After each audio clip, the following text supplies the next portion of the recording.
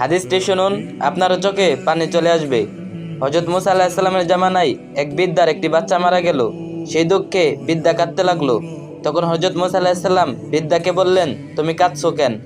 তখন বৃদ্ধা উত্তর দিল, আমার বাচ্চাটি মারা গেছে, এজন্য কাঁদছি। তখন মুসা আলাইহিস সালাম বললেন, বাচ্চাটির বয়স কত? বৃদ্ধা উত্তর দিল, 365 বছর। মুসা আলাইহিস সালাম বলেন, তোমার এই বাচ্চাটির 365 বছর জীবিত ছিল, কিন্তু এমন একটি জামানা আসবে যে জামানার নবীর উম্মত 60 থেকে 70 বছর বাঁচবে, আর সেই নবী হলো হযরত মুহাম্মদ সাল্লাল্লাহু আলাইহি সাল্লাম। তখন বৃদ্ধা অবাক হয়ে বলল, তারা কি বালেগ হবে? মুসা আলাইহিস সালাম উত্তরে বললেন, হ্যাঁ, তারা বালেগ হবে। বৃদ্ধা মহিলা পুনরায় প্রশ্ন করল, তারা এই সামান্য সময় বিয়ে শাদী করতে পারবে? মুসা আলাইহিস সালাম বললেন, তারা এই সামান্য সময়ে বিয়ে করবে এবং তাদের থেকেও সন্তান হবে। বৃদ্ধা মহিলা পুনরায় প্রশ্ন করল, তারা এই সামান্য সময়ে কিভাবে নেকি এবং সওয়াব অর্জন করবে?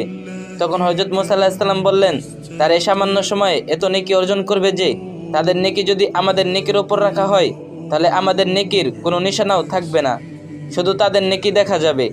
কারণ উম্মতে মুহাম্মাদীকে আল্লাহ তাআলা এমন একটি মাস দিবেন যে মাসের নাম রমজান মাস, যে মাসে একদিন ইবাদত করলে 83 বছরের সওয়াব তার আমলনামায় লেখা হবে।